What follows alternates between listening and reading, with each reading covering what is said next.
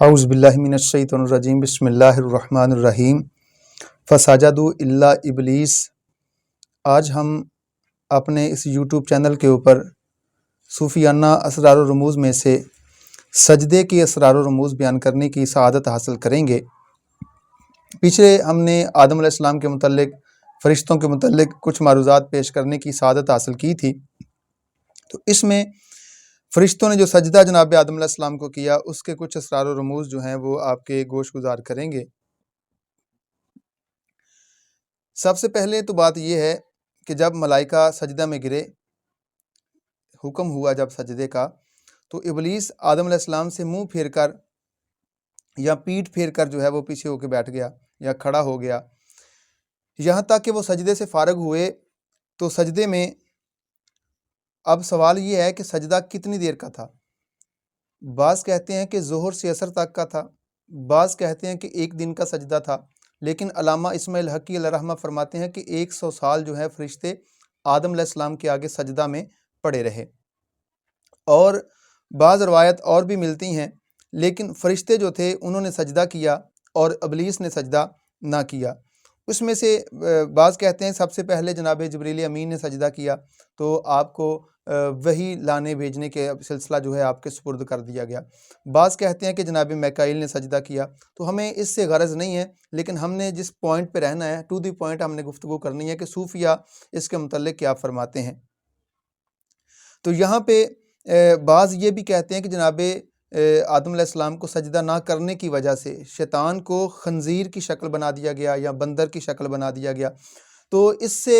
جو صوفیہ نقطہ نکالتے ہیں وہ یہ ہے کہ جو اللہ کی اطاعت نہیں کرتا، اللہ کے پیاروں کی فرما برداری نہیں کرتا، تو اس کی شکل جو ہے وہ مسخ ہو جاتی ہے۔ لیکن اس میں جو ریزن تھی جو ہم نے گفتگو کرنی ہے وہ یہ ہے کہ سجدہ نہیں کیا جناب آدم علیہ السلام کو شیطان نے۔ تو یہاں پہ بزرگ فرماتے ہیں کہ جب اللہ تعالیٰ حکم فرما دے تو وہاں پہ فرما برداری کرنی چاہیے، سوچ بچار نہیں کرنی چاہیے۔ تو شیطان نے فرما برداری نہیں کی، فرشتوں نے فرما برداری کی تھی، شیطان جو تھا وہ سوچ بچار میں پڑ گیا۔ اب جب انسان سوچ بچار میں پڑ جاتا ہے تو پھر انسان غفلت کا شکار ہو جاتا ہے۔ ڈاکٹر اقبال نے بھی یہی کہا تھا نا، وہ ایک سجدہ جسے تو گراں سمجھتا ہے، 1000 سجدوں سے دیتا ہے آدمی کو نجات۔ لیکن وہ آگے گفتگو ہم کریں گے، لیکن یہاں پہ ایک حقائق جو ہے علامہ اسماعیل حقی علیہ رحمہ نقل فرمائی ہے، فرماتے ہیں کہ اللہ تعالیٰ کی طرف سے بعد میں شیطان کو بھی حکم ہوا کہ آدم علیہ السلام کی قبر کو سجدہ کر دے تو میں تیری توبہ قبول کر لوں گا۔ تو شیطان نے کہا کہ مالک کائنات، میں اس کے جسم کا ساجد نہ بنا، اس کے جسم کو سجدہ نہ کیا، تو اب اس کی قبر اور اس کی میت کو سجدہ کیسے کروں؟ لیکن اس نے اپنے آپ کو جو ہے وہ متکبرانہ اپنے آپ کو افضل سمجھا۔ تو اس میں یہ بھی ایک نقطہ نکلتا ہے کہ جو انسان اپنے آپ کو بڑا سمجھتا ہے، اپنے آپ کو جو ہے وہ عقل مند سمجھتا ہے، تو یہ جہالت ہے۔ انسان جو ہے پھر وہ اچھائی کی طرف نہیں بلکہ وہ اپوزٹ جائے گا اس اچھائی کے۔ تو یہاں پہ ایک اور حدیث مبارکہ بھی ہے کہ شیطان نے سجدہ نہ کیا تو اس کے متعلق احادیث پاک کیا کہتی ہے۔ حضور نبی کریم صلی اللہ علیہ وسلم ارشاد فرماتے ہیں کہ اللہ تعالیٰ قیامت کے دن بھی 1000 سال دوزخ کے اندر شیطان کو رکھے گا اور اس کے بعد نکالے گا اور پھر سجدہ کرنے کا حکم دے گا، تو پھر جو ہے وہ سجدے سے انکار کر دے گا۔ حضور فرماتے ہیں پھر اسے دوزخ میں ہمیشہ کے لیے ڈال دیا جائے گا۔ یعنی کہ اتنا موقع شیطان کو مالک کائنات نے دیا ہے اور دیتا رہے گا، اس کے بعد پھر بھی وہ جو ہے وہ سجدہ نہیں کرے گا۔ لیکن یہاں پہ جو امر سمجھنے کی بات ہے وہ یہ ہے کہ احکامات الہیہ میں اطاعت خدا بندی ضروری ہے، سوچ و بچار ضروری نہیں ہے۔ تو آج اس کے حوالہ سے کچھ فکر آخرت کے اوپر بھی اس میں مواد ایڈ ہو جائے گا کہ جب ہم سوچ و بچار کرتے ہیں، مثال کے طور پہ ہم کہتے ہیں جی چلو کوئی مسئلہ نہیں ہے، آج نہیں تو کل انشاءاللہ نماز شروع کر لیں گے، پرسوں نماز شروع کر لیں گے، کل سے نیکی شروع کر لیں گے، اگلی نماز سے انشاءاللہ نماز کی پابندی شروع کر لیں گے۔ تو کتنے ایسے لوگ ہیں جن کا خاتمہ جو ہے پھر ایسے ہی ہو جاتا ہے۔ تو جو انسان سوچ و بچار میں لگ جاتا ہے اس سے سجدے کی توفیق چھن جاتی ہے۔ تو یہاں پہ حضرت رابعہ عدویہ سے سفیان ثوری نے فرمایا، حضرت سفیان ثوری علیہ رحمہ بہت بڑے بزرگ گزرے ہیں، وہ فرماتے ہیں کہ دنیا میں تو نے چند روز رہنا ہے۔ آپ اس کو تنبیہ فرما رہے ہیں، ان کو نصیحت فرما رہے ہیں کہ دنیا میں چند روز رہنا ہے، جب زندگی ایک یوم کی گزر جائے گی یا زندگی ایک یوم گزر جائے تو سمجھ لو کہ عمر کا بعض حصہ جو ہے وہ گزر گیا۔ جب عمر کا بعض حصہ گزر گیا تو عمر اس طرح تمام ہو جائے گی، کٹ جائے گی، ایک دن گزر گیا، پھر اس کے بعد دوسرا، تیسرا، چوتھا، چند سالہ زندگی جو ہے تیری وہ ختم ہو جائے گی۔ تو اس کا سب کو علم ہے کہ جب دن گزرتا جائے گا تو عمر جو ہے وہ کم ہوتی جائے گی، لیکن فرماتے جب یہ کیفیت ہے، جب یہ چیز ہے کہ عمر گزرتی جا رہی ہے تو پھر ہمیں اچھی اعمال کرنے چاہیے، اس کا ہرگز افسوس نہ کرنا چاہیے جو چیز گزر چکی ہے، یا میرے پاس مال نہیں ہے، درم و دینار نہیں ہے، بلکہ اس کا افسوس کرنا چاہیے کہ جو دن گزر گیا ہے۔ دیکھیے کتنی پیاری بات کی ہے، ہم افسوس کر رہے ہیں، سوچ و بچار کر رہے ہیں کہ ہمارے پاس مال نہیں ہے، درم و دینار نہیں ہے، اچھا مکان نہیں ہے، اچھی کنویس نہیں ہے، اچھے مال و دولت نہیں ہے، لیکن فرماتے ہیں اس کے اوپر نہیں، بلکہ اس کے اوپر تو نے جو ہے وہ افسوس کرنا ہے کہ جو دن گزر گیا میں نے اس میں کون سا عمل کیا ہے، یہ سوچنا ہے، کیونکہ دن گزرنے سے عمر جو ہے وہ ختم ہو جاتی ہے۔ تو یہاں پہ ایک حکایت بھی علامہ اسماعیل حقی علیہ رحمہ نقل فرماتے ہیں کہ ایک عابد تھا، عبادت کرنے والا، اس کے اوپر حالت نزا تھی، وقت وفات اس کا قریب تھا، اور وہ کہہ رہے تھے کہ مجھے موت سے کوئی خطرہ نہیں، بالکل بھی خطرہ نہیں، البتہ اس کا مجھے سخت افسوس ہے اس چیز کا کہ جو رات نیند میں گزر گئی اور جو دن روزہ کے بغیر بسر ہو گیا۔ رب بھی قرآن مقدس میں فرماتا ہے نا، وَالَّذِينَ يُبِيتُونَ لِرَبِّهِمْ سُجَّدًا وَقِيَامًا، جو اللہ والے ہیں ان کا دن، ان کی راتیں جو ہیں وہ اس کی یاد میں گزرتی ہیں، روزوں میں گزرتی ہے، اس کی یاد میں گزرتی ہے۔ تو جو گھڑی اللہ کے ذکر کے بغیر جو ہے وہ گزر جائے وہ افسوس۔ حضرت سلطان العارفین برہان الواصلین عمدۃ السالکین آپ بھی فرماتے ہیں، جو دم غافل سو دم کافر سن مرشد اے پڑھایا۔ تو پتہ یہ چلا کہ جب انسان سوچ و بچار میں لگے گا تو پھر وہ اس کو مہلت ملتی بھی رہے گی، پھر بھی وہ اپنی جو ہے اصل مقصد کی طرف نہیں آئے گا۔ بلکہ ایک بزرگ جو ہے ان کا بھی فرمانا ہے کہ دنیا کا کوئی دن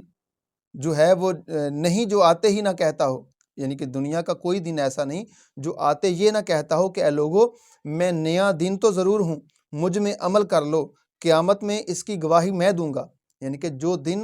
اس میں ہم نیکی کریں گے اس میں وہ دن ہمارے لیے قیامت کے دن گواہی دے گا۔ وہ کہتا ہے، دن کہتا ہے جب میرا سورج غروب ہو جائے گا میں تمہارے پاس قیامت تک لوٹ کے نہیں آؤں گا۔ اب دیکھیے جو دن گزر گیا وہ ہمارے پاس قیامت تک نہیں آ سکتا۔ تو یہاں پہ حدیث پاک بھی ہے، تو صحابہ کرام رضوان اللہ اجمعین آپ نے حضور نبی کریم صلی اللہ علیہ وآلہ وسلم سے عرض کیا کہ حضور لوگوں میں سب سے بہترین بندہ جو ہے وہ کون سا ہے؟ تو سرکار علیہ السلام نے فرمایا جس کی عمر لمبی ہو اور اس کے عمل جو ہیں وہ سب سے اچھے ہوں۔ اور پھر عرض کیا گیا حضور بدبخت کون ہے؟ تو سرکار علیہ السلام نے فرمایا کہ جس کی عمر لمبی ہو اور اس کے عمل اچھے نہ ہوں۔ پھر عرض کیا گیا حضور بدبخت کون ہے؟ پھر دوسرا سوال رپیٹ کیا گیا، تو آپ نے فرمایا جس کی عمر لمبی ہو لیکن اس کے عمل برے ہوں اور اس کے شر سے لوگوں کو بھی خطرہ ہو اور اس سے خیر کی کسی کو امید نہ ہو۔ اب دیکھیے جس کے پاس سوچ و بچار کی قوت آ جاتی ہے تو وہ سب سے پہلے یہ سوچتا ہے کہ مجھے مال کہاں سے آئے گا، مجھے دنیا کہاں سے حاصل ہوگی۔ وہ یہ نہیں سوچے گا کہ میں نے نماز کے لیے جانا ہے، وہ یہ نہیں سوچے گا میں نے کسی اللہ والے کے پاس جانا ہے، نہیں سوچے گا۔ جس کے پاس دنیا آئے گی وہ دنیا کا ہو کے رہ جائے گا، وہ اللہ کی اطاعت نہیں کرے گا۔ اس کی سب سے بڑی مثال یہی ہے جو ہم نے پیچھے عرض کی ہے کہ جب شیطان کو سجدہ کرنے کا، اطاعت خداوندی کا حکم ہوا تھا تو اس نے فرمان کو بجاوری کے بجائے اس کے اوپر سوچ و بچار شروع کر دی تھی۔ تو جو سوچ و بچار کرے گا اس سے سجدے کی توفیق چھن جائے گی۔ اور یہاں پہ حضرت حسن جو ہیں اپنی مجلس والوں سے فرمایا کرتے تھے کہ اے بوڑھے لوگوں بتاؤ جب کھیتی کے پکنے کا وقت آ جائے، یہ ان کی بات ہو رہی ہے جنہوں نے نبی کریم صلی اللہ علیہ وآلہ وسلم کے کاندھوں کے اوپر، شانوں کے اوپر سواری کی ہے، یہ ان کی بات ہو رہی ہے جو جنتی سردار ہیں، یہ ان کی بات ہو رہی ہے جنت جن کے در کی کنیز ہے، یہ ان کی بات ہو رہی ہے جن کی ماں جنتی عورتوں کی سردار ہے، یہ ان کی بات ہو رہی ہے جن کے باپ کو نبی پاک صلی اللہ علیہ وآلہ وسلم نے کل ایمان فرمایا ہے، یہ ان کے گھر کی بات ہو رہی ہے جن کے نانا مصطفیٰ کریم صلی اللہ علیہ وآلہ وسلم ہے۔ وہ اتنی فکر کرتے ہیں، اتنی آخرت کی فکر کر رہے ہیں کہ آپ فرماتے ہیں بوڑھے لوگوں بتاؤ، سوال کر رہے ہیں نا لوگوں سے، بتاؤ کہ جب کھیتی کے پکنے کا وقت آ جائے تو اس وقت کیا کرنا چاہیے، کیا کیا جاتا ہے؟ تو لوگوں نے عرض کیا حضور اس وقت جو ہے پھر یہ امید رکھی جاتی ہے کہ اس کو کھیتی کو کاٹا جائے۔ تو آپ نے فرمایا یہ تو بوڑھوں سے ہو گیا، پھر نوجوانوں سے آپ مخاطب ہو، آپ نے فرمایا کہ اے نوجوانوں یہ تو بتاؤ، یہ خوب سمجھ لو کہ کبھی کبھی ایسا بھی ہوتا ہے کہ کھیتی پکنے سے پہلے ہی اس کو آفت دبوچ لیتی ہے، اس کے اوپر آندھی آ جاتی ہے، بارش آ جاتی ہے، وہ تباہ و برباد ہو جاتی ہے۔ یعنی کہ کہنے کا مقصد یہ تھا کہ زندگی میں سوچ و بچار نہیں کرنی، بلکہ حکم خداوندی کی اطاعت فوراً بجا لانی ہے، کیونکہ بوڑھے جو ہوتے ہیں انہوں نے اپنی زندگی گزار لی ہوتی ہے۔ یہاں پہ ایک روایت نقل کرتے ہیں الحبائق من اخبار الملائک میں کہ حضور نبی کریم صلی اللہ علیہ وسلم کے جو ہیں وہ ایک سرکار کی نسبت میں سے حضرت یعقوب علیہ السلام، حضرت یعقوب علیہ السلام اللہ کے بڑے برگزیدہ نبی ہوئے ہیں۔ الحبائق من اخبار الملائک میں آپ کی اس حوالہ سے یہ بات جو ہے نا اگر انسان اپنے دل میں بٹھا لے، نقش کر لے، تو اس طرح کی بات جو ہے وہ میرا خیال شاید ہی کم دیکھنے کو ملتی ہے کہ ایک نبی جو ہے اس کو اتنی فکر ہے۔ تو بات دراصل یہ تھی کہ امام سیوطی جو ہے وہ نقل فرماتے ہیں کہ جناب یعقوب علیہ السلام کی بارگاہ میں اسرائیل کبھی کبھی آ کے بیٹھتا تھا، تو جناب یعقوب علیہ السلام کی ان سے دوستانہ ہو گیا، تو جناب اسرائیل کو آپ نے ایک دن کہا اسرائیل تو سب کی روح قبض کرتا ہے، لیکن یار تو میرا دوست بن گیا ہے، تو جب تو نے میری روح قبض کرنے آنا ہے نا تو کم از کم مجھے پہلے بتا دینا ہے، کچھ سال پہلے مجھے بتا دینا، یا وقت آنے سے پہلے مجھے بتا دینا کہ میں نے آپ کی روح قبض کرنی ہے۔ تو جناب اسرائیل نے عرض کی یا نبی اللہ ٹھیک ہے، میرے آپ کے پاس قاصد آ جائیں گے، وہ آپ کو بتا دیں گے کہ جو ہے آپ کی روح کب قبض کرنی ہے۔ تو جب آپ کی وقت گزرتا گیا تو جناب اسرائیل آپ کی روح مبارک کو لینے کے لیے آئے، تو جناب یعقوب علیہ السلام نے فرمایا کہ پیارے اسرائیل تو نے اپنا وعدہ وفا نہیں نہ کیا، تو نے مجھے کہا تھا کہ میں اپنے قاصد بھیجوں گا، لیکن تو نے مجھے کوئی قاصد نہیں بھیجا۔ تو آپ نے فرمایا یا نبی اللہ میں نے اپنے 4 قاصد آپ کی طرف روانہ کیے ہیں۔ عرض کیا یا نبی اللہ 4 قاصد میرے آپ کی طرف آئے ہیں۔ تو جناب یعقوب علیہ السلام نے جناب اسرائیل سے پوچھا کہ وہ کون سے 4 قاصد ہیں؟ تو آپ نے فرمایا عرض کیا یا نبی اللہ میرا پہلا قاصد جو ہے آپ کی جوانی جو ہے وہ بڑھاپے میں تبدیل ہو گئی، اور دوسرا میرا قاصد جو ہے وہ آپ کی نظر کی تیزی جو ہے وہ کمزوری میں آ گئی، یا نبی اللہ تیسرا میرا قاصد جو ہے آپ کی کمر جو ہے وہ جھک گئی، اور یا نبی اللہ میرا چوتھا قاصد جو ہے وہ یہ ہے کہ آپ کے جو بال ہیں وہ جب سیاہ تھے تو اس میں کیا آ گیا، اس میں سفیدی آ گئی۔ یا نبی اللہ یہ میرے 4 قاصد آپ کی طرف آئے تھے۔ تو پھر حضرت یعقوب علیہ السلام نے فرمایا پیارے اسرائیل بے شک یہ 4 قاصد جو ہیں یہ آپ کے آنے کی نشانی ہے۔ تو دیکھیے یہ 4 قاصد جس انسان کے پاس آنا شروع ہو جائیں، نظر کی تیزی کمزوری میں بدلنا شروع ہو جائے، جوانی بڑھاپے میں گزرنی شروع ہو جائے، کمر جھک جائے، بالوں میں سفیدی آنا شروع ہو جائے، پھر بھی انسان سوچ و بچار کرتا رہے، تو پھر اس انسان کے لیے تو بات اچھی نہیں ہے۔ بہرحال یہاں پہ ایک اور روایت جو ہے امام حسن پاک سے، وہ فرماتے ہیں کہ اے ابن آدم سارے سال کا غم مت کرنا اور نہ ہی اس کے لیے سامان جمع کرنا اور نہ اس میں تکلیف اٹھانا، کیونکہ جس دن کا تجھے رب زندگی دے گا نا تو اس دن کا رزق بھی مالک تجھے عطا کر دے گا، تیری کفایت کے لیے تیرا مالک کافی ہے، تیرا مالک تجھے سارا کچھ عطا کر دے گا۔ اور یہاں پہ میں چاہوں گا کہ وہ بات ذہن میں آ گئی ہے، فتح الربانی میں حضرت محبوب سبحانی قطب ربانی قندیل نورانی حضرت شیخ عبد القادر جیلانی الحسنی والحسینی رضی اللہ تعالیٰ عنہ آپ کا بھی فرمانے علی شان آ گیا۔ آپ فرماتے ہیں بندہ خدا مکان تو بنائے گا، رہے گا کوئی اور، عیش کوئی اور کرے گا، لیکن اس میں ہوگا کیا، اس میں رہے گا کوئی اور لیکن حساب و کتاب تجھے دینا ہوگا۔ تو میرے چینل کے ناظرین ہم آپ سے یہ گزارش کرنا چاہتے ہیں، بلکہ ایک یہاں پہ حدیث پاک بھی سناتے جائیں۔ حضور نبی کریم صلی اللہ علیہ وسلم کے پیارے صحابی حضرت ابی درداء رضی اللہ تعالیٰ عنہ ارشاد فرماتے ہیں کہ ہر آئے دن میں سورج کے کنارے جو ہیں وہ 2 فرشتے ہوتے ہیں، ہر جب دن آتا ہے نا تو اس پہ سورج کے 2 کنارے ہوتے ہیں، تو اس میں 2 فرشتے ہوتے ہیں، تو وہ پکار کر کیا کہتے ہیں؟ وہ کہتے ہیں اے لوگو اپنے رب کی طرف دوڑو، اور جو رزق تھوڑے رزق پہ کفایت کرتا ہے نا، جس کو اللہ تعالیٰ رزق تھوڑا دیتا ہے اس کے اوپر جو کفایت کرتا ہے وہ انسان بہتر ہے اس شخص سے کہ جس کے پاس دولت زیادہ آ جائے، وہ اللہ سے غافل ہو جائے۔ اور یہاں پہ ایک حدیث پاک مجھے یاد آ گئی، حضور نبی کریم صلی اللہ تعالیٰ علیہ وآلہ وسلم ارشاد فرماتے ہیں کہ جو بندہ دنیا میں رہتے ہوئے اللہ کے تھوڑے دیے ہوئے رزق کے اوپر راضی ہو جائے گا، مثال کے طور پہ اس بندے کو ضرورت تھی اس نے اپنی بچیوں کی شادی کرنی ہے، اس کو ضرورت تھی اس نے اپنا مکان بنانا ہے، اس کو ضرورت تھی اس نے اپنے بچوں کی کفالت کرنی ہے، اس کو ضرورت تھی کہ اس نے اچھا کھانا کھانا ہے، لیکن اللہ نے اس کو تھوڑا رزق عطا کیا، رزق تھوڑا دیا اور اس نے اس کے اوپر بھی شکر ادا کیا، تو حضور فرماتے ہیں جو بندہ اللہ تعالیٰ کے دیے ہوئے تھوڑے رزق کے اوپر جو ہے وہ راضی ہو جائے گا، قیامت کے دن اللہ تعالیٰ اس کے تھوڑے اعمال کے اوپر راضی ہو جائے گا۔ تو آپ کیا فرما رہے ہیں حضرت ابی درداء؟ حضور فرماتے ہیں تھوڑا رزق جو ہے اس کے اوپر جو کفایت کرے گا وہ اس آدمی سے بہتر ہے کہ جس کے پاس رزق زیادہ ہو اور وہ اللہ کی یاد سے غافل ہو جائے۔ اور پھر جب سورج غروب ہوتا ہے تو پھر بھی اس کے کنارے کے اوپر 2 فرشتے ہوتے ہیں، وہ پکار کے کہتے ہیں، اور جب فرشتے جو ہے نا جن و انس کے علاوہ ساری مخلوق ان کی آواز سنتی ہے، وہ فرماتے ہیں کہ فرشتے مالک کی بارگاہ سے حکم لے کر جب آتے ہیں وہ کہتے ہیں کہ اے اللہ جو تیری راہ میں خرچ کرتا ہے تو اسے اس کا نعم البدل عطا فرما دے، اور جو تیری راہ سے روکتا ہے تو اس کا مال ضائع کر دے۔ تو یہاں بھی ہمیں سوچنا چاہیے، دیکھنا چاہیے، بلکہ بزرگ فرماتے ہیں کہ جس چیز کی آپ کو طلب ہو نا اللہ تعالیٰ سے تو آپ اس چیز کو خرچ کرنا شروع کر دیں۔ جب اس چیز کو آپ خرچ کرنا شروع کر دیں گے تو وہ اللہ تعالیٰ کی طرف سے آپ کو زیادہ ہوتی جائے گی۔ تو یہاں پہ ہم خلاصہ بیان فرماتے ہیں کہ اس سجدے کا جو اسرار و رموز تھے وہ کیا تھے۔ تو ہمیں جو ہے اس کا خلاصہ بیان کرنے میں جو دلچسپی ہے نا اس میں ایک بڑا پیارا نقطہ ہے، وہ یہ ہے کہ فرشتے اب تک جو ہے وہ رب کے آگے سجدے میں ہیں اور سجدہ کرتے رہیں گے، ٹھیک ہے جی۔ تو سوال یہ تھا ہمارا کہ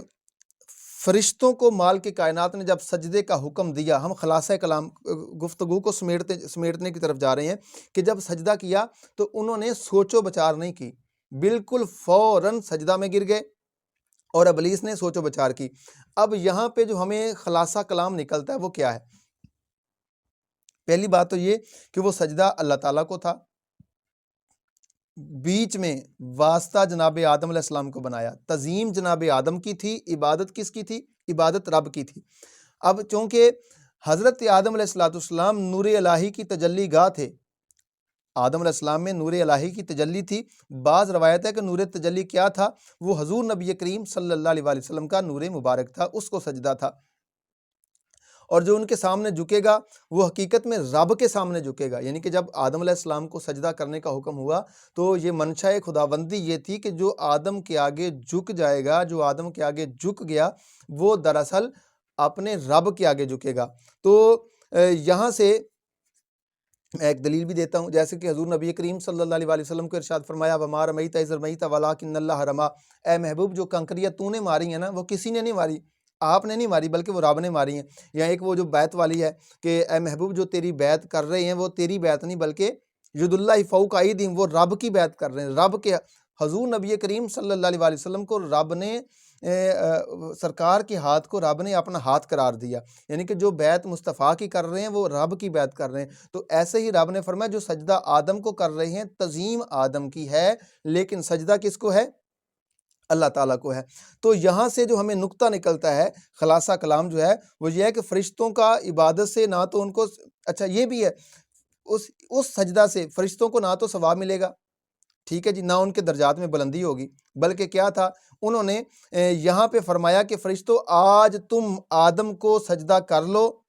تو تمہارے اس سجدہ کرنے سے ہوگا کیا؟ کائنات کے اندر جتنے بھی لوگ سجدہ کریں گے وہ تمہارے اس طریقہ سے آداب سیکھ جائیں گے۔ کس کی آداب سیکھیں گے؟ کہ سجدہ تو آدم کو تھا لیکن عبادت کس کی تھی؟ اللہ تعالیٰ کی۔ اب یہاں پہ ہمارے لیے جو نقطہ نکلتا ہے کہ اللہ تعالیٰ کو عبادت بھی وہی پسند ہوتی ہے جو پیغمبر کے وسیلے سے کی جائے، جو پیغمبر کے وسیلے سے عبادت کی جائے وہی جیسے کہ قل هو اللہ احد، اللہ نے فرمایا محبوب آپ فرما دیجئے کہ اللہ ایک ہے، اللہ کے اللہ خود فرما دیتا ہے کہ ہم ایک ہیں، اللہ ایک ہے۔ اب سب لوگوں کو ہو قولوا لا الہ الا اللہ، قولوا لا الہ الا اللہ، لیکن فرمایا محبوب آپ نے کہنا ہے۔ تو یہاں سے پتہ چلا کہ جو نار تھی اس نے بغیر وسیلے کے رب تک پہنچنا چاہا، سجدہ نہ کیا تو وہ مردود ہو گیا، راندہ درگاہ ہو گیا۔ اور جو نوری تھے انہوں نے کیا کیا، انہوں نے پیغمبر کو درمیان میں وسیلہ بنا کر رب کو سجدہ کیا، تو پھر کیا ہوا، ان کی جناب وارے نیارے ہو گئے۔ کہتے ہیں نا جی گر وقت اجل سر تیری چوکھٹ پہ جھکا ہو، جتنی ہو قضا ایک ہی سجدے میں ادا ہو، ریاضت نام ہے تیری گلی میں آنے جانے کا، تصور میں تیرے رہنا عبادت اس کو کہتے ہیں۔ تو یہاں پہ خلاصہ کلام یہ تھا کہ وہ جو سجدہ جناب آدم کو کیا گیا تھا اس میں دو چیزیں ہمیں آج ایکسپلین ہوتی ہیں، کہ ایک یہ کہ جب اللہ حکم فرماتا ہے تو اس میں انسان کو سوچ و بچار نہیں کرنی، دوسرا یہ کہ کوئی بھی عبادت کی جائے وہ کسی نہ کسی راہبر کے تھرو کی جائے گی تو وہ اللہ کی بارگاہ میں مقبول ہو جائے گی، کیونکہ یہاں پہ ایک بزرگ فرماتے ہیں، دیگر روایات میں بھی آتا ہے کہ جناب آدم علیہ السلام کی پیشانی میں جو تھا وہ نور مصطفیٰ جلوہ گر تھا، اس کی برکتیں جو ہیں، عظمتیں جو ہیں، اس وجہ سے جناب حضرت آدم علیہ السلام کو سجدہ کروایا گیا۔ در حقیقت یہ سجدہ اسی نور کو تھا وہ کہتے ہیں، اور اس نور سے ہر جگہ رحمت کا ظہور ہوا ہے۔ اور اس سے پہلے اس نور مصطفیٰ صلی اللہ علیہ وسلم نے اپنے والد ماجد کو کیا بنایا، مسجود بنایا۔ زبان حال سے کہتے تھے آدم، زبان حال سے کہتے تھے آدم، جسے سجدہ ہوا وہ میں نہیں ہوں۔ تو پھر اسی نور نے انہی پدرے والا کی توبہ قبول کرائی، انہی نور کی برکت سے حضرت نوح علیہ السلام کی کشتی کو کنارہ ملا، اور اسی نور کی برکت سے خلیل اللہ علیہ السلام کے اوپر آگ کو گلزار بنایا گیا، اور اسی نور کی وجہ سے حضرت اسماعیل ذبیح اللہ علیہ السلام کو ذبح ہونے سے بچایا گیا، اور اسی نور پاک کی برکت سے حضرت عبداللہ پاک کو عبد المطلب کی چھری سے بچایا۔ یہاں پہ حدیث پاک بھی ہے، انا ابن ذبیحین، میں حضور فرماتا ہے میں دو ذبیحوں کا جو ہے وہ فرزند ہوں۔ تو یہاں پہ پتہ چلا ہمیں کہ ایک تو یہ کہ جب حکم خدا بندی آ جائے تو فوراً ہمیں حکم بجا لانا چاہیے، دوسرا یہ اس میں سوچ و بچار نہیں کرنی چاہیے، تیسرا یہ کہ جب اللہ تعالیٰ کی طرف انسان نے لو لگانی ہو تو انسان کو بیچ میں کسی راہبر کا وسیلہ ڈال لینا چاہیے، کیونکہ اس سے عبادت مردود نہیں ہوتی۔ دعا کرتے ہیں کہ اللہ تعالیٰ ہمیں آج کی نشست میں جو کچھ بیان ہوا ہے عمل کرنے کی توفیق عطا فرمائے۔ مزید ہماری ویڈیوز دیکھنے کے لیے ہمارے چینل کو لائک کریں، سبسکرائب کریں۔ اللہ آپ کا حامی و ناصر ہو۔ اللہ حافظ۔